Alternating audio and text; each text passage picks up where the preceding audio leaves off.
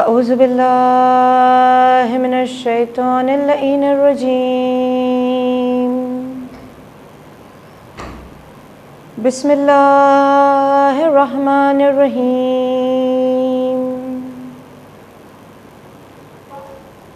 لا حول ولا قوة الا باللہ العلی العظیم حسبنا اللہ نعم الوکیل نعم المولا و نعم النصیر الصلاة والسلام علی اشرف الانبیاء والسید المرسلین حبیب الہ العالمین والشفیع المذنبین خاتم النبین بالقاسم محمد اللہم صلی علی محمد و آل محمد و عجل فرجہم اللہم صلی وسلم وزد وبارک علی سید المطہر و امام المظفر والشجاع الغضنفر ابی شبیر و شبر کال باب خیبر قاسم توبہ و سکر نقطة دائرة المطالب اسد اللہ الغالب غالب کل غالب و مطلوب کل طالب یا وارث علم اولین والآخرین یا امیر المؤمنین علی بن ابی طالب اللہم صلی علی محمد و آل محمد و عجل فرجہم اللہم صلی علی محمد و آلہ الطاہرین ورحمنا برحمتک یا ارحم الراحمین اللہ لعنت اللہ علی قوم الظالمین اما بعد فقد قال امام حسین علیہ السلام مثلی لا یباع مثلا اللہم صلی علی محمد و آل محمد و عجل فرجہم السلام علیکم ورحمۃ اللہ وبرکاتہ۔ شروع کرتے ہیں پروردگار عالم کے نام سے جو رحمان ہے رحیم ہے۔ پھر ایک مرتبہ خداوند عالم کی حمد و ثنا کرتے ہوئے اس کے بارگاہ میں شکر ادا کرتے ہوئے خدایا تو نے ہمیں ایک اور موقع دیا ہے امام حسین علیہ السلام اور ان کے انصار، ان کے شہداء، ان کے جانثاروں کی حیات طیبہ سے اپنے نفس کو، اپنے وجود کو معطر کرنے کا۔ بے شک وہی امام حسین علیہ السلام کا کلام جو عنوان رہا کہ مولا حسین نے ولید کے دربار میں کہا تھا کہ حسین جیسا یزید جیسے کہ بیعت نہیں کر سکتا، اس کا مطلب ہے کہ جو حسینی ہے اس کا نفس پاک ہوگا، اس کی روح پاک ہوگی، اس کے اندر کم سے کم وہ برائی، وہ خصلت، وہ بری عادتیں جو لشکر یزید میں تھی وہ نہیں ہونی چاہیے۔ اور اسی لیے ہم یہ بھی کوشش کر رہے سائملٹینیسلی کہ جو مولا حسین کے انصار تھے، جو مولا حسین کے جانثار تھے، جو 72 شہدائے کربلا، ان میں سے ہم کسی ایک شہید سے توسل کرتے ہوئے ان کی زندگی سے کوئی ایک کوالٹی اپنے اندر امپلیمنٹ کرتے ہیں۔ تو ہم نے تاریخ میں دیکھا اور کل ہم نے بات کی انسانیت کی، کل کی مجلس میں ہم نے بات کی کہ کیسے علامہ مجلسی کو ایک مکھی کے اوپر رحم کرنے نے بخشوا دیا۔ کیسے ہم نے دیکھا تاریخ کے اندر کہ مذہب اسلام جو آج دنیا بھر میں بدنام ہے، مذہب اسلام، مسلمان کیوں بدنام ہے؟ ہم نے دیکھا مسلمانوں کے لیے مشہور ہو گیا کہ یہ قتل و غارت کرنے والے ہیں، مسلمان بد زبانی کرنے والے ہیں، مسلمان غلط کام کرنے والے ہیں، جبکہ نہ ہماری فکر ایسی ہے، نہ ہماری تربیت ایسی ہے، نہ قرآن ایسی کوئی چیز سکھاتا ہے۔ قرآن انسانیت کا پیغام دیتا ہے، رسول خدا صلی اللہ علیہ وآلہ وسلم ہمیں انسانیت کا پیغام دیتے ہیں، ائمہ طاہرین نے ہمیں بتایا کہ irrespective of religion مدد کرو، رحم کرو۔ وہ مسلمان نہیں ہے جس کے اندر رحم نہ ہو، وہ مومن نہیں ہو سکتا کہ جب تک اس کے اندر کرم نہ آ جائے، جب تک اس کے اندر مہربانی والی صفت نہ آ جائے۔ ہم نے یہی تو کرب و بلا سے سیکھا کہ جب جناب غر کا پیاسا لشکر امام حسین سے ملا تو امام جانتے تھے کہ گرفتار کرنے کے لیے آیا ہے۔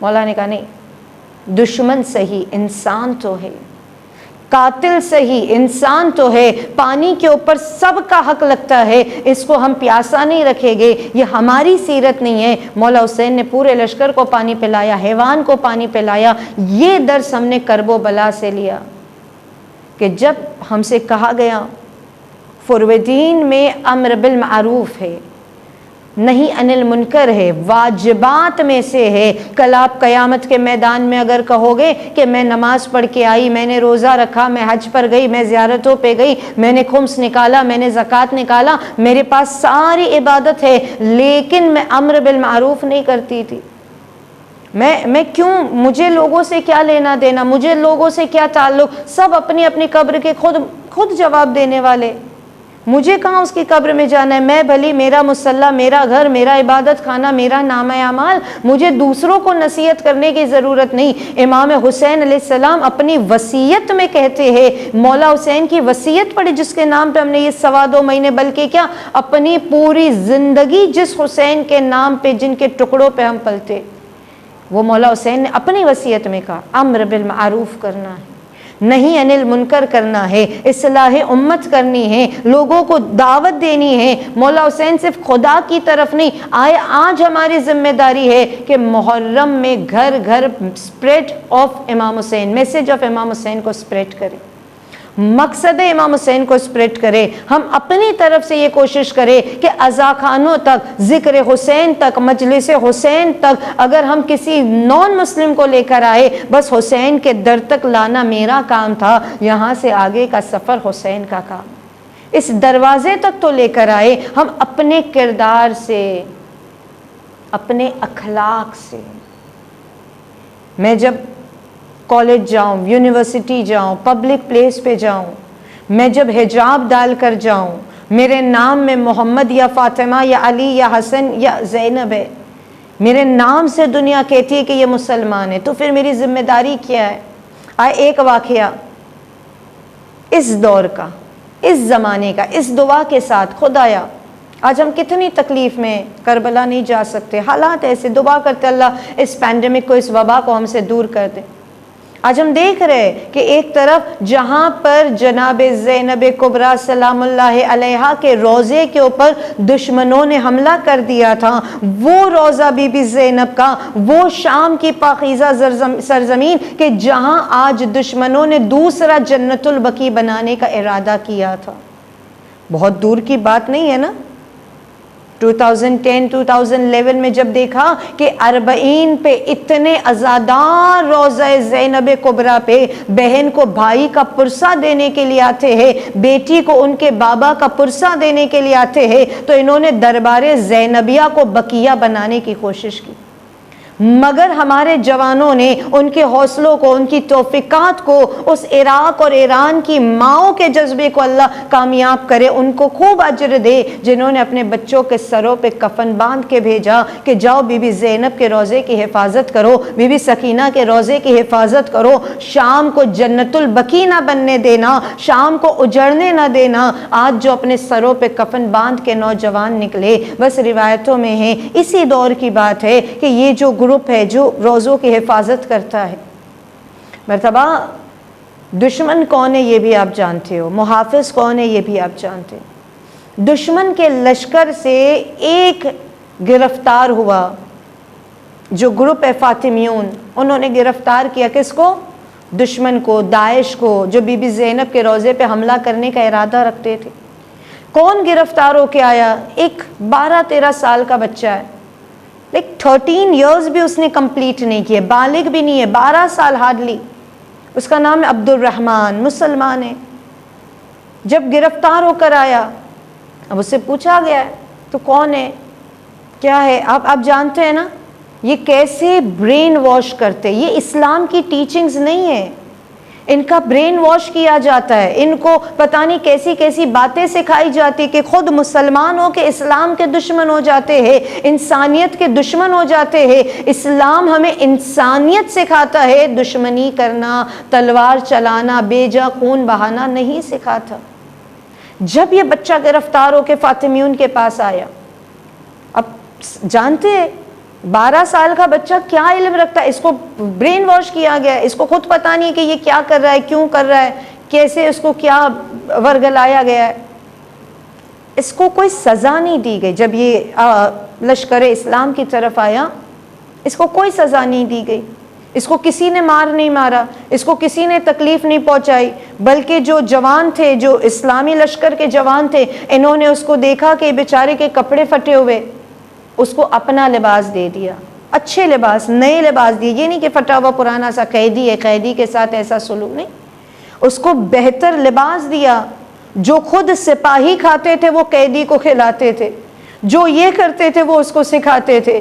کوئی اس کو چلتے پھرتے، جیسے ہم شام کے بازار کے مصائب سنتے ہیں، امام سید سجاد علیہ الصلوۃ والسلام فرماتے ہیں کہ بازار شام میں ہم کو چلتے پھرتے کوئی تازیانہ مار کے جاتا تھا، کوئی ٹھوکر مار کے جاتا تھا، جانوروں سے برا سلوک ہمارے ساتھ ہوا ہے۔ لیکن یہ لشکر اسلام ہے کہ جو بتا رہا ہے ہم قیدیوں کے اوپر ہاتھ نہیں اٹھاتے، بلکہ اپنے کردار، اپنے اخلاق سے اس کو اتنا امپریس کر دیا، یہ ان لڑکوں کے ساتھ، ان سپاہیوں کے ساتھ گھل مل گیا، ان کے ساتھ رہنے لگا۔ کہ تم کتنے خوش اخلاق ہو، تم ہنسی مذاق بھی کرتے ہو، تم کھیلتے بھی ہو، تم کتاب بھی پڑھتے ہو، تم نماز بھی پڑھتے ہو، تمہارے اندر کمانڈر اور سپاہی کا کوئی فرق نہیں ہے، مثلا کانسٹیبل اور کمشنر دونوں ایک ہی لیول پر ہے۔ یہاں پہ یہ نہیں، وہ کہتے ہیں ہم تو جہاں داعش میں ہم کو تو یہ بھی نہیں پتا ہوتا تھا کہ حاکم کون ہے، مالک کون ہے، کوئی کہیں سے آرڈر آ رہا ہے، کوئی کچھ آ رہا ہے۔ کہا کہ کیا ہم نے وہاں دیکھا تھا، کیا ہم تمہارے اندر دیکھ رہے، کہ کتنا بہترین کردار ہے علی والوں کا، اور وہ اٹریکٹ ہو گیا۔ پھر دھیرے دھیرے کہتا ہے مجھے نماز جماعت کے مسائل سکھاؤ، تم لوگ جب صبح اٹھ کے نماز پڑھتے ہو، کہ ہمارے تو کوئی نماز کے لیے اٹھتا تھا نہیں اٹھتا تھا۔ کہ وہ بھی مسلمان، لیکن کیسے مسلمان ہے؟ جو کہا گیا نا کہ قتل اسلام ہوا نعرہ تکبیر کے ساتھ۔ کیا کہہ رہے ہیں؟ کہا کہ وہ بھی مسلمان ہے جو تلوار چلا رہے، لیکن ان کے پاس دین نہیں ہے، انہوں نے قرآن نہیں پڑھا ہے، وہ نماز بھی نہیں پڑھتے، لیکن تم تو صبح اٹھ کے کبھی اپنی نماز فجر قضا نہیں کرتے، کیسے جوان ہو، زخمی بھی ہوتے ہو، نماز شب قضا نہیں کرتے۔ کہا کہ مجھے تمہاری والی نماز سکھاؤ، مجھے وضو سکھاؤ، مجھے غسل کا طریقہ سکھاؤ، مجھے اذان دینا سکھاؤ۔ وہ دھیرے دھیرے جب احکاموں کو سیکھتا چلا گیا، ان کے ساتھ گھلتا ملتا چلا گیا، اس کو سمجھ میں آ گیا حق کے اسلام کدھر ہے، باطل کدھر ہے۔ باطل کے چہرے سے نقاب الٹا گیا، کیونکہ اس کو اب بتایا جا رہا ہے کہ وہ ابن ملجم، عبد الرحمن ابن ملجم، جو ظاہراً اپنے آپ کو مسلمان کہتا تھا، وہ سب سے بڑا دشمن اسلام تھا، کہ جس نے کل ایمان اور کل اسلام کو قتل کر دیا۔ وہ یزید کے جو اپنے آپ کو خلیفۃ المسلمین کہتا تھا، اس نے نواسہ رسول کو قتل کر دیا، شہید کر دیا، کہ جس کا سر نوک نیزہ سے بھی قرآن پڑھ کے سناتا تھا۔ یہ ساری باتیں جب وہ جانا تو اس کو پتا چلا نہیں، اسلام تو کچھ اور ہی ہے۔ ایک دن 40 کی صبح اس نے شب میں غسل شہادت لیا۔ کہیں الہام ہو چکا ہے کہ اب مجھے اپنی جان راہ خدا میں دینی ہے۔ غسل شہادت لیا، گلدست اذان پہ جا کے نماز فجر ادا کی، نماز فجر ادا کرنے کے بعد نماز جماعت پڑھی۔ اس کے بعد یہ ایک مرتبہ 40 امام حسین کا دن ہے، چہلم امام حسین کا دن ہے، لشکر اسلام کا پرچم اٹھا کر، فاطمیون کا پرچم اٹھا کر یا زہرا کہہ کے جو میدان میں گیا، تو یہ 13 سال کا عبد الرحمن بی بی زینب کا روزہ بچاتے بچاتے شہید ہو گیا۔ سفر کا آغاز کیا تھا، انتہا کیا ہو گئی، اس زمانے کا حر بن گیا۔ کیوں حر بن گیا؟ آپ سوچے، جب یہ گرفتار کر کے آیا تھا، اگر اس کو سزا ملی ہوتی، اگر اس کو زندانوں میں تکلیف پہنچی ہوتی، اگر اس کے ساتھ لشکر اسلام کے سپاہیوں نے برا سلوک کیا ہوتا، اگر اس کو مارا ہوتا، اس کو صحیح کھانا نہیں ملا ہوتا، اس کے ساتھ بیٹھ کر گفتگو نہ کی ہوتی، اس کو اسلام کے احکامات نہیں بتائے ہوتے، ہسٹری اور تاریخ نہیں بتائی ہوتی، کیا یہ لشکر کا سپاہی بن پاتا؟ کیا یہ بی بی زینب کے نام پہ قربان ہو پاتا؟ یہی تو کہا امام جعفر صادق علیہ الصلوۃ والسلام نے، ہمارے میسج کو سپریڈ کرو، امر بالمعروف کرو، جو ہمیں نہیں جانتا اس تک ہماری ٹیچنگز کو پہنچاؤ، اس تک ہمارے کلام کو پہنچاؤ۔ جب تم اپنے کردار سے ہمیں ریپریزنٹ کرو گے، اپنی زبان سے ہمیں ریپریزنٹ کرو گے، تب جا کے تم نے ہماری مودت کا حق ادا کیا۔ درود پڑھ دے محمد و آل محمد پر، اللہم صلی علی محمد و آل محمد وجل۔ یہ میسج آف اسلام ہے۔ نبی کے زمانے میں بھی جب قیدی گرفتار ہو کے آتے تھے، امام علی کے زمانے میں جب قیدی گرفتار ہو کے آتے تھے، کتنا حسین سلوک ہوتا تھا ان کے ساتھ۔ رسول خدا اپنے قیدیوں کو اپنا مہمان بنا کر رکھتے تھے۔ آپ پوری تاریخ دیکھ لیں۔ امام علی جب کوئی جنگ سے قیدی آتا تھا، اب جنگ اس زمانے میں کفار سے ہوتی تھی، دشمن اسلام سے ہوتی تھی، اور کیوں ہوتی تھی؟ صلح کے کئی موقعوں کے بعد ان کو یہ کہا جا رہا ہے، آپ دیکھیں پوری ہسٹری دیکھیں، جس کو بالکل ڈسٹارٹڈ کیا گیا ہے، جس کو بالکل مس انٹرپریٹ کیا گیا ہے۔ اسلام تلوار کے زور پہ نہیں پھیلا، اسلام اخلاق کے زور پہ پھیلا۔ رسول خدا صلی اللہ علیہ وآلہ وسلم یوں ہی تلوار نہیں اٹھائے۔ نبی کی زندگی، رسول کی حیات طیبہ 63 ایئرز، ان 63 ایئرز میں سے 53 ایئرز کوئی جنگ نہیں ہوتی، رادر 55 ایئرز کوئی جنگ نہیں ہوتی۔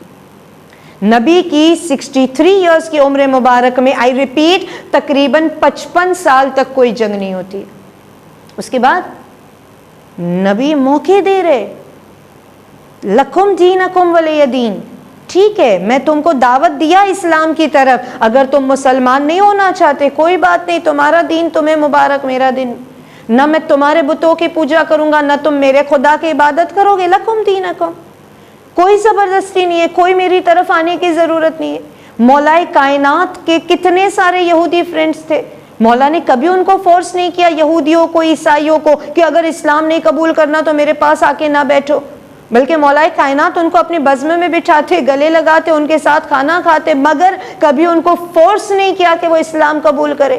ایون میدان جنگ کے اندر مولا کائنات کہتے تھے کیوں اپنی جان کا دشمن بنائے؟ مولا نے اپنے کتنے دشمنوں کو موقع دیا تھا کہ تمہاری میری پرسنل دشمنی نہیں ہے، ٹھیک ہے صلح کر لیتے، صلح کر لیتے، تم اپنے دین پہ میں اپنے دین پہ۔ لیکن جب کفار ایڈمنٹ ہو گئے کہ ہم اسلام کو نابود کر دیں گے، جب جنگ کے اوپر نوبت آ گئی، اس کے بعد بھی کتنی ساری شرطیں لگا دی۔ بوڑھوں کے اوپر تلوار نہ چلانا، اذیت نہ دینا، ضعیفوں کو قیدی نہ کرنا، ضعیفوں کو تکلیف نہ پہنچانا، عورتوں کو گرفتار نہ کرنا، عورتوں کو زخمی نہ کرنا، بچوں کو قیدی نہ بنانا، بچوں کو ساتھ جنگ نہ کرنا، بچوں کو تکلیف نہ پہنچانا۔ جو اس زمانے میں جنگ کی شرطیں تھی وہ آج بھی ہے، اگر کہیں ہوتی ہو۔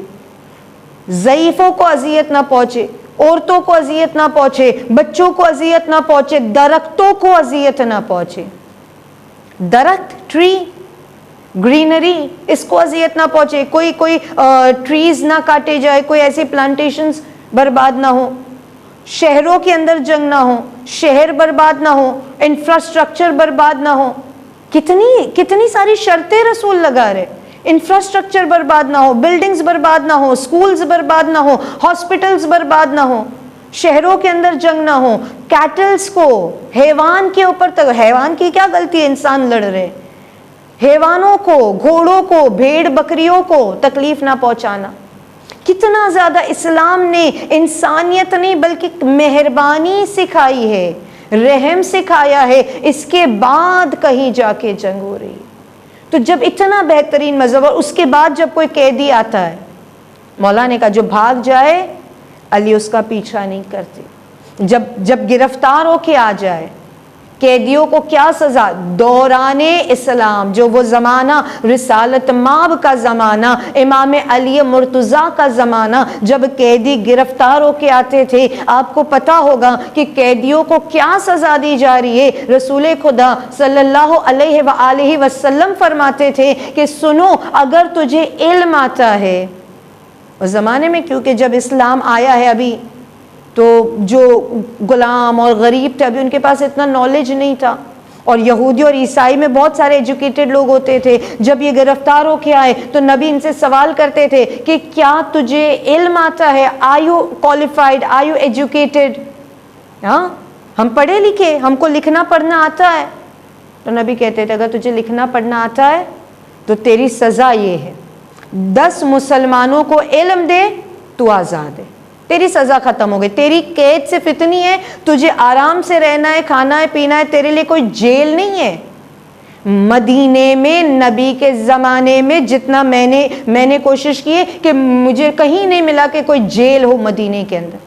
ان کو گھروں میں قید کیا جا رہا ہے، ان کو وقت پہ کھانا اور پانی پہنچایا جا رہا ہے، اور اس کے بعد ان کی سزا کیا ہے؟ تمہیں 10 لوگوں کو علم دینا ہے، 10 مسلمانوں کو پڑھا لے، جب یہ پڑھ لے گے، جب یہ لکھنا جان لے گے، پڑھنا جان لے گے، reading and writing, you are free, تمہاری سزا ختم ہو گئی۔ کتنا بہترین مذہب ہے اسلام۔ ان الدین عند اللہ الاسلام، اللہ کہتا ہے میں نے اس دین کو تمہارے لیے چن لیا، پسند کر لیا۔ یعنی کتنا بہترین ہمارے رسول کی ٹیچنگ ہے۔ عورتوں کی مہر، مرد آتے تھے یا رسول اللہ غریب ہے، مہر کہاں سے دے؟ نبی کہہ رہے شادی کرو، شادی کرو، شادی کرو، شادی کرو، میری تاخیری سنت ہے۔ یا رسول اللہ اصحاب صفہ ہے، غریب ہے، غلام ہے، محتاج ہے، ہمارے پاس مہر دینے کے پیسے نہیں ہیں۔ نبی نے عورتوں کو بلایا، کیا مہر؟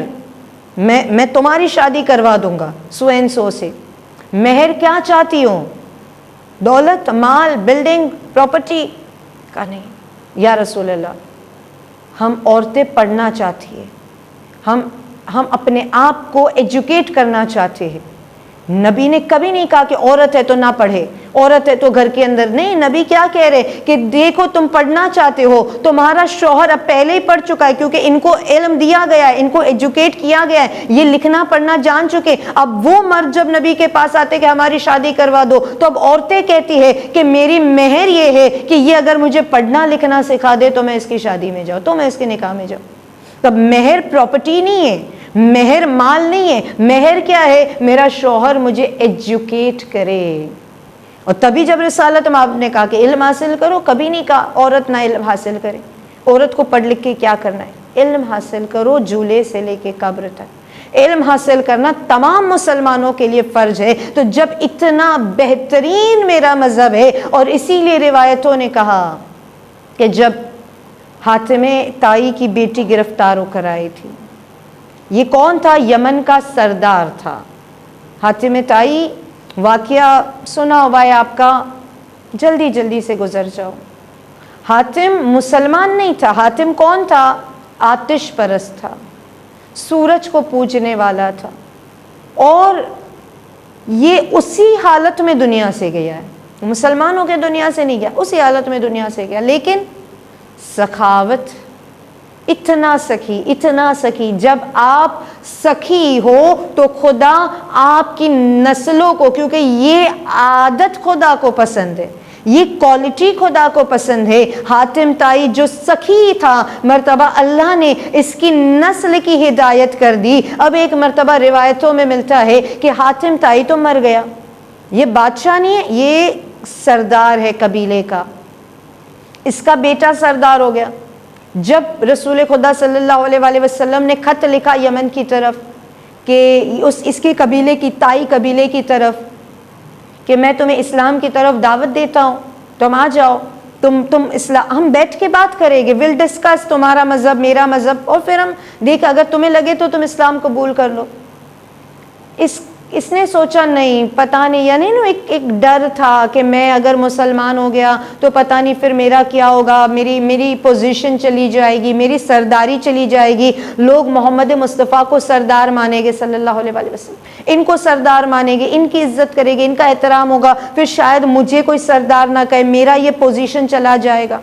تو اس نے اتنا کوئی توجہ نہ دی ان خطوط کی طرف۔ رسول خدا نے کہا یا علی آپ یمن جاؤ، آپ یمن جاؤ، آپ اس سے بیٹھ کے بات کرو، آپ اس کے ساتھ مکالمہ کرو، ان کو دعوت دو اسلام کی طرف۔ جب اس کو خبر ملی کہ مولا کائنات یعنی لشکر اسلام کی طرف سے کچھ لوگ ہماری طرف آ رہے، تو یہ بھاگ گیا، یہ یمن چھوڑ کے سیریا کی طرف بھاگ گیا، شام کی طرف، اپنے آپ کو اپنے بیوی بچوں کو لے کے بھاگ گیا، اپنی بہن کو بھول گیا۔ مولا کائنات جب یمن گئے، مولا نے دیکھا اب تو جو سردار ہے وہی نہیں ہے، تو مولا نے کچھ لوگوں کو اپنے ساتھ لیا، یمن لے کر آئے۔ مولا نے کہا ٹھیک ہے تمہارا سردار تو نہیں، اب تم ہی میرے ساتھ چلو۔ اب یہ ساری باتیں جو اللہ کے رسول نے بتائی تھی، مطلب مولا کائنات حاتم کی بیٹی کو اور اس کی کچھ کنیزوں کو اور اس علاقے کے رہنے والے مردوں کو، کچھ لوگوں کو گرفتار کر کے ایک مرتبہ مدینہ لے کر آتے ہیں، لیکن جب آنے لگے تو مولا کائنات نے راستے میں کہہ دیا تھا، ویسے ہی امام علی قیدیوں کے اوپر بڑے مہربان ہوا کرتے تھے، لیکن مولا نے کہا کہ جہاں دوسری کنیز قید ہے وہاں حاتم کی بیٹی کو نہ رکھنا، جہاں دوسری کنیز قید ہے وہاں بادشاہ کی سردار کی بیٹی کو نہ رکھنا۔ یہ عزت دار کے لیے بہت ہی رسوائی کی بات ہے کہ کہیں جب کبھی سردار تھے، کہیں جب کبھی شہزادی تھے، آج وہی کنیزوں کے ساتھ قید ہو جائے۔ مولا نے کہا اس کی عزت برقرار رہے، اس کو الگ سے محمل اور سواری دے۔ مدینے پہنچے، نبی کی بارگاہ میں سب بتا دیا، کہا کہ عدی ابن حاتم بھاگ گیا، وہ تو نہیں آیا، میں کچھ لوگوں کو گرفتار کر کے لایا ہوں، اور اس میں حاتم تائی کی بیٹی بھی ہے۔ رسول خدا نے کہا کہ دیکھو جہاں دوسری کنیزوں کو آپ نے گھر دیا ہے، جہاں پہ ان کو پناہ دی ہے نا، وہاں پر حاتم کی بیٹی کو نہ رکھنا۔ یہ وہی جملے، سردار کی بیٹی ہے، اور وہ بھی کیسا، اس کا بابا کتنا سخی تھا، کتنا مہربان تھا، اس کی اولاد کا احترام ہونا چاہیے۔ رسول خدا کہتے یا ابوالحسن اپنے گھر لے جاؤ، جہاں میری بیٹی فاطمہ رہے گی وہیں پر جو قیدی بن کے آئی ہے وہ حاتم کی بیٹی رہے گی۔ یہ کردار تھا جو اسلام کے بانی ہے ان کا۔ اور پھر کچھ دن جب اس نے دیکھا، دو روایتیں، میں ایک روایت کی طرف اشارہ کریں، دو روایتیں کیسے یہ نبی سے کلام کرتی ہیں۔ ایک روایت میں کہ یہ کچھ دن بی بی زہرا کے گھر رہی، بی بی زینب و ام کلثوم کے ساتھ رہی، بی بی زہرا سے فرینڈشپ ہو گئی کیونکہ کردار اتنا حسین ہے، مہمان بن کے علی کے گھر آئی ہے۔ ایک مرتبہ کچھ دنوں کے بعد یہ کہتی ہے، یا شاید رسول نے بلایا کہ آپ مدینہ رہنا چاہتی ہے کیا، تو نے اپنے فیوچر کے بارے میں کیا سوچا ہے؟ اس کا نام تھا صفانہ بنت حاتم تائی۔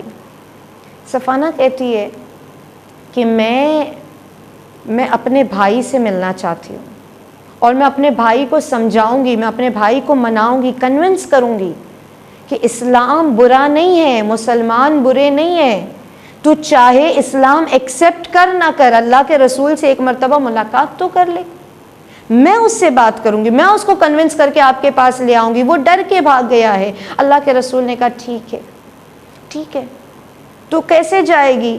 اس نے کہا میں شام کی طرف چلی جاؤں گی۔ اللہ کے رسول نے کہا اکیلے نہیں جا سکتی، عورت اکیلے مت جا، میں کوشش کروں گا کہ میں تیرے ساتھ کسی کو بھیج دوں۔ اس نے کہا کہ میرے قبیلے کے لوگوں کو آزاد کر دو، جو یمن سے گرفتار ہو کے آئے نا، میرے پورے قبیلے کو، جو بھی یہاں پر آئے ان سب کو آزاد کر دو۔ اللہ کے رسول نے کہا میں نے سب کو آزاد کر دی۔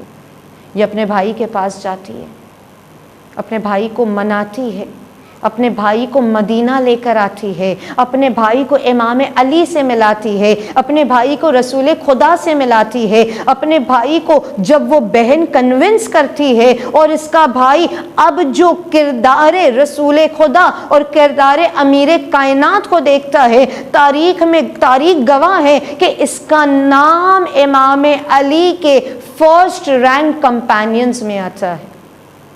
کون سے کمپینینز؟ جہاں جناب میثم تمار ہے، جہاں جناب کمبر ہے، جہاں جناب سلمان ہے، ویسے ہی ناموں کے اندر اس کا نام شمار ہوتا ہے عدی ابن حاتم تائی، کہ جس نے اپنے تین بیٹوں کو جنگ صفین میں راہ خدا میں قربان کر دیا، جو خود بھی امام علی کے دشمن کے دربار میں جا کر امام علی کے قصیدے پڑھتا ہوا، علی علی کرتا ہوا نظر آتا تھا۔ یہ ایسا چاہنے والا تھا مولا علی کا۔ کس نے اس کو دعوت دی؟ کردار نے، اخلاق نے، انسانیت کے پیغام نے، اور پھر ایک بہن نے اپنے بھائی کو اسلام کی طرف بلایا۔ ایک درود پڑھ دے محمد اور آل محمد پر، اللہم صلی علی محمد و آل محمد و عجل فرج۔ تو عزاداران محترم، یہ وہ پیغام ہے کہ اگر آج ہم سب اپنے آپ کو حسینی بنا دے تو پھر یزید سے بیعت نہیں ہوگی، بلکہ ہم کتنے لوگوں کو حسینی بنا سکتے، اس سفر میں، اس سفینہ حسین میں سوار کر سکتے ہیں۔ بس جب سفانہ جانے لگی، بی بی زہرا کے گھر سے رخصت ہونے لگی، مولا کائنات کی آنکھوں میں آنسو ہے۔ بی بی زہرا بھی رو رہے، زینب بھی رو رہے، بی بی ام کلثوم بھی رو رہے۔ کیوں رو رہے؟ کہ اتنے دن جو تو ساتھ رہی تو تجھ سے انس ہو گیا، تجھ سے لگاؤ ہو گیا، اب تو جا رہی ہے، مہمان جا رہے۔ لیکن امام علی بھی رو رہے۔ بی بی زہرا نے عجب نہیں سوال کیا ہو، یا علی آپ کیوں رو رہے ہو، یہ تو ہم عورتوں کے ساتھ تھی۔ مولا نے کہا میں اس لیے رو رہا ہوں کہ آج ایک بہن اپنے بھائی کے پاس جا رہی ہے، ایک بہن جو ایک سخی باپ کی بیٹی تھی، تو ہم نے اس کو کنیزوں سے جدا رکھا، ہم نے اس کی عزت و حرمت کا احترام کیا۔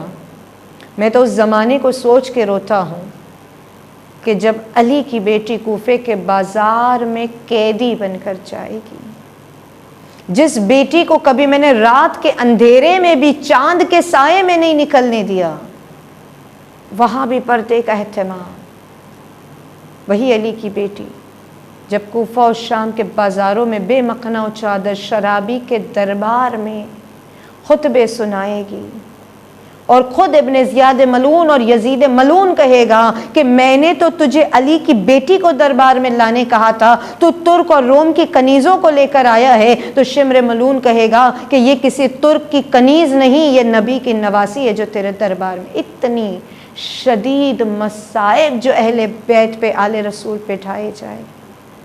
ایک بہن اپنے بھائی سے ملاقات کرنے جا رہی ہے، اور ایک بہن سر کھلے ہوگی تو بھائی کا سر نوکے نیزہ پہ بلند ہوگا۔ آج پھر ہم فرش حسین سے ایک پیغام لے کے جاتے، اخلاق کو بہتر بنانا۔ بے شک آپ کے اخلاق بہت اچھے ہیں، اس کو تھوڑا اور معطر کر دے، تھوڑا اور اچھا بنا دے، تھوڑا اور اس کے رنگ کو نکھارے کہ جب ہم زمین پر چلے تو لوگ کہے دیکھو یہ کنیز فاطمہ ہے، یہ کنیز حیدر کرار ہے، یہ جعفری ہے، یہ علی والے ہے۔ فخر سے ہماری عزت ہمارے مولا کی طرف جائے۔ اللہ اکبر۔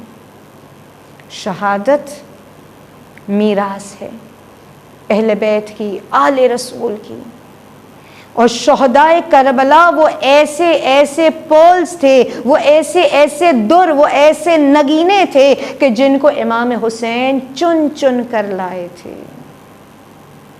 جو ہم نے آج بات کی، اہل بیت اپنے قیدیوں کو، اپنے غلاموں کو بھی ایجوکیٹ کرتے تھے۔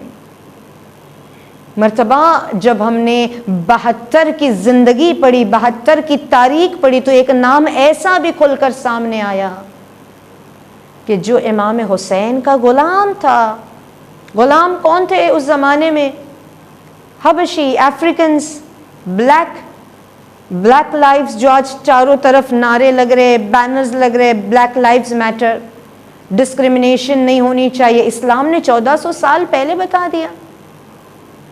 یہ ایک ایسا شہید کربلا کے میدان میں نظر آتا ہے جو حبشی ہے، جو سیاہ فام ہے، میں بھی اس کے پسینے سے، جیسے تاریخ کہتے بدبو آتی ہے، لیکن جو در حسین کا غلام ہے، اس کا نام ہے اسلم ابن عمرو۔ جناب اسلم غلام تھے، سیاہ فام تھے، افریکن تھے، بٹ قاری قرآن تھے۔ آج اس شہید سے ہم یہ پوائنٹ لے کر مصائب کی طرف آگے بڑھیں۔ جناب اسلم ابن عمرو، شہدائے کربلا، ایک مرتبہ یہ شہید کربلا کا کردار کیا تھا؟ ان کی پہلی کوالٹی تھی یہ قاری قرآن تھی۔ ان کی دوسری فضیلت تھی یہ امام حسین کے غلام تھے۔ ان کی تیسری فضیلت یہ تھی یہ ہائیلی ایجوکیٹڈ تو نہیں کہہ سکتے، آئی ڈونٹ نو ان کی ایجوکیشن کتنی تھی، مگر اتنا تو تھا کہ امام حسین کے کاتب تھے۔ کاتب، رائٹر، لکھنے والا۔ امام حسین کوئی خط لکھ رہے ہیں، میں نے شاید بیان کیا تھا آپ کے سامنے، جناب مسلم کی طرف خط جا رہا ہے، جناب قیس مصاہر کی طرف خط جا رہا ہے، جو میں نے دوسری مجلسوں میں ان کے مصائب میں بیان کیا تھا ان کی تاریخ میں، کہ یہ خط امام حسین جو لکھوا رہے وہ کون لکھ رہا ہے؟ یہ جناب اسلم، کیونکہ ہی از دا رائٹر آف امام حسین، ہی از ایجوکیٹڈ، وہ لکھنا جانتے، وہ پڑھنا جانتے ہیں، وہ کتاب لکھ رہے، وہ لیٹرز لکھ رہے، اور وہی لیٹرز ہے جو کوفے کی طرف روا ہو رہے ہیں۔ تو امام حسین کا یہ پڑھا لکھا شہید لیکن غلام، اور پھر یہ وہ ہے کہ جن کی شہادت پہ ہر شہید، آپ نے مصائب میں سنا، انشاءاللہ اگر اللہ نے توفیق دی آئندہ دنوں میں ہم مصائب میں یہ جملوں کے اوپر روشنی ڈالیں، جب بھی کسی شہید کا لاشا خیمے میں آیا ہے بی بی زینب نے فرش عزا بچھائی، جب بھی کسی شہید کی شہادت کی خبر خیموں میں آئی ہے بیویوں نے اس کا ماتم کیا، اس کا نام لے کے ماتم کیا، اس پہ مرثیہ پڑھا ہے، اگر ان کے وارث ان کی زوجہ یا ان کی اولاد موجود تھی تو ان کو پرسہ دیا ہے۔ جب حضرت اسلم ابن عمرو کا لاشا آیا، کس نے فرش عزا بچھائی، کس نے مرثیہ پڑھا، کس نے گریہ کیا؟ امام سید سجاد نے گریہ کیا۔ تو جس کے اوپر امام سجاد نے گریہ کیا، آئے آج ہم سب مل کر ان پر گریہ کرتے ہیں، ان کے مصائب پڑھتے ہیں، بی بی زہرا کو پرسہ دیتے ہیں، امام سید سجاد کو پرسہ دیتے ہیں۔ یہ کربلا کا وہ شہید ہے۔ امام حسین کی بارگاہ میں جناب اسلم آتے، مولا حسین شہادت کا بازار گرم ہے، انصار شہید ہو گئے، بنی ہاشم کے لاشیں آ رہے ہیں، آقا اس غلام کو اجازت دے دے۔ مولا نے کہا اسلم تم نے ہماری بہت خدمت کی ہے، بہت ہمارا ساتھ دیا ہے، جاؤ میں تمہیں آزاد کرتا ہوں، مدینہ چلے جاؤ، کہیں چلے جاؤ، اپنی جان بچا لے۔ اس نے کہا نہیں مولا مجھے تو یہیں رہنا ہے، آپ کی خدمت کرنی ہے۔ مولا نے کہا تو نے زندگی بھر خدمت کی ہماری، یہ لشکر اشقیاء، یہ یزید ہمارے خون کے پیاسے، ہمارے دشمن ہیں، تم غلاموں سے ان کا کوئی لینا دینا نہیں ہے، تمہارے ساتھ اس کی دشمنی نہیں ہے، یہ تو میرے اور میرے سپورٹرز کو مارنا چاہتے ہیں، تم اپنی جان بچا لو۔ اس نے کہا مولا میں نہیں جاؤں گا۔ مولا نے کہا ٹھیک ہے میری اولاد میں سے کسی کو لے کر چلا جا مدینہ۔ اس نے کہا مولا میں نہیں جاؤں گا، مولا میں یہیں رہوں گا، مولا میں آپ کے اوپر اپنی جان قربان کروں گا۔ یہ ضد کرنے لگا۔ مولا نے دیکھیں امام حسین کیسے اس کو کنونس کر رہے، جان بچانے کے لیے۔ عجیب ہے کرب و بلا کہ یہاں پہ لوگ اپنی جان دینے کو ترستے ہیں۔ مولا حسین کا معجزہ ہے کربلا۔ مولا نے کہا اسلم چلا جا۔ اس نے کہا نہیں جاؤں گا۔ مولا نے کہا ٹھیک ہے۔ اسلم تو جانتا ہے کہ میرے بعد میرا بیٹا سید سجاد بیمار ہے، دیکھ رہے حالات، میرا سجاد بیمار ہے، میرے سید سجاد گش پہ گش آ رہا ہے، میرے بعد امامت کی ذمہ داری سید سجاد کے کاندھوں پر ہے، اور وہ بیمار ہے، ان کو جہاد اکبر کرنا ہے، ان کو کوفہ و شام کے بازاروں میں بہنوں کو لے کر جانا ہے، ماں کو بے مکناؤ چادر لے کے جانا ہے، پھوپھیوں کو دربار شرابی میں لے کے جانا ہے۔ سید سجاد کے لیے اب جو مرحلے آنے والے وہ آسان نہیں ہے۔ امامت کا بار اٹھانا، ماں بہنوں کو سنبھالنا، دین کی کشتی کو بھور سے نکال کے پار کرنا۔ اے اسلم میں چاہتا ہوں کہ میں نے اپنی غلامی سے تم کو آزاد کر دیا، میں تمہیں اپنے بیٹے سجاد کو ہبا کرتا ہوں، میں تمہیں اپنے بیٹے سید سجاد کو گفٹ کرتا ہوں۔ اب تم جانو سید سجاد جانے، جاؤ ان کو تمہاری مدد کی ضرورت ہے، اس جہاد اکبر میں ان کو سپورٹ کرنا۔ اسلم اب امام حسین کی غلامی سے نکل کے مولا سجاد کیا ہے، امام سجاد گش کے عالم میں ہے۔ اسلم امام کے قدموں کے قریب بیٹھ گئے، کبھی سید سجاد کے تلووں کو بوسہ دیتے ہیں، کبھی سید سجاد کے قدموں کو پکڑ کے گریہ کر رہے ہیں۔ جب مولا سجاد کے قدموں پہ شاید کچھ آنسو گرے، امام سجاد نے آنکھیں کھولی، کون ہے جو میرے خیمے میں رو رہا ہے؟ مرتبہ اسلم قریب آیا، کہا مولا میں ہوں۔ کہا اسلم میرے بابا کا کاتب میرے پاس کوئی حاجت لے کر آیا ہے؟ اس نے کہا آپ کے بابا نے مجھے آپ کو گفٹ کر دیا، آپ کو ہبا کر دیا، اب میں آپ کا ہوں۔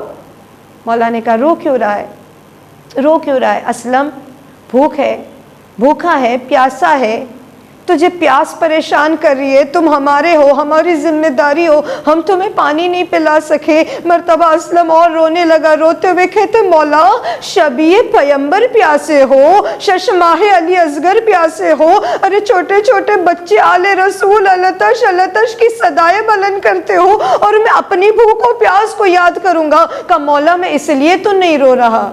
کہا پھر کیوں روتا ہے؟ کہا مولا پیاس تو ہے مگر پانی کی نہیں، شہادت کی پیاس ہے، تشنگی تو ہے مگر جام شہادت سے سیراب ہونا چاہتا ہوں۔ آقا حسین مجھے اجازت نہیں دیتے، شاید میں سیاہ فام ہوں، شاید میں حبشی ہوں، شاید میں غلام ہوں، اس لیے مولا مجھے اجازت نہیں دیتے۔ امام سید سجاد نے سینے سے لگا لیا، ارے میرے بابا کے ایسا جانسار، میرے بابا کی مدد کرنے کے لیے آج غلام بھی آگے آ رہے ہیں۔ اللہ اکبر۔ امام سجاد نے کہا کیا کہتے ہیں میرے بابا؟ کہا آپ کے بابا نے کہا کہ میں اب آپ کے غلام ہوں، آپ کی ذمہ داری ہوں، میں آپ کے ساتھ چلوں۔ امام سجاد نے کہا کہ کربلا کے میدان میں رہ کر حلمن کی صدا سن کر شہادت کا بازار گرم ہے، اور اپنے آپ کو خیمے میں روکنا یہ کتنا بڑا ضبط چاہتا ہے، یہ مجھ سے بہتر کون سمجھ سکتا ہے۔ میں بھی تو بار بار دستہ تلوار پہ ہاتھ رکھتا ہوں۔ میرے بابا یہ کہہ کے روک لیتے ہیں سید سجاد تجھے کوفہ و شام جانا ہے، کربلا کے میدان میں تمہیں جہاد نہیں کرنا۔ میں بھی تو اپنے ہاتھوں کو روکے ہوئے ہوں نا۔ اسلم نے کہا مولا آپ امام ہو مگر میری تو یہ تمنا تھی۔ مولا نے کہا اے اسلم تو جانتا ہے مجھے آج شہید نہیں ہونا، میرے ساتھ میرا ایک ہی بیٹا ہے محمد باقر، مگر اسے سلسلہ امامت کو آگے بڑھانا ہے، اسے بھی شہید نہیں ہونا۔ یعنی میں بھی تو یہ تمنا کرتا ہوں نا کہ شہدائے کربلا میں میرا نام آئے، میری بھی قربانی ہو، نہ میں شہید ہو سکتا ہوں آج کے دن، نہ میرا بیٹا ہو سکتا ہے۔ ہاں یہ کر سکتے ہیں آج اسلم سجاد کی نیابت میں قربان ہو جائے گا، جب میں چاہتا ہوں کہ تم میری نیابت میں شہدائے کربلا میں تیرا نام آئے۔ مرتبہ مولا نے کہا اسلم جا میرے بھائی کو بلا کر لا۔ جناب علی اکبر آئے، شبیہ پیمبر آئے۔ مولا سید سجاد نے کہا بھائی علی اکبر جاؤ بابا سے کہو میری طرف سے اسلم کو قربان کر دے، میرا بھی نام شہیدوں میں آ جائے، اور بابا سے کہنا جیسے حبیب کو رخصت کیا، جیسے کسی اور بنی ہاشم کو رخصت کیا، ویسے ہی میرے اسلم کو رخصت کرنا۔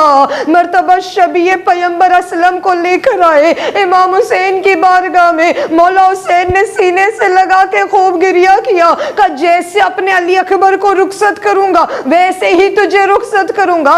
اسلم میدان میں آئے، خوب جنگ کی، کئی واصلے جہنم کیے دشمنوں کو، لڑتے لڑتے ایک مرتبہ جب زین سے زمین پر آئے، آقا میرا سلام قبول کرے۔ امام حسین دوڑے، جناب علی اکبر دوڑے، اسلم کا سر اپنے زانووں پہ رکھا، اسلم کا سر اپنے زانووں پہ رکھا۔ عجب نہیں کہ اسلم نے اپنے سر کو زانووں سے ہٹا دیا ہو۔ مولا حسین نے دوبارہ سر زانووں پہ رکھا۔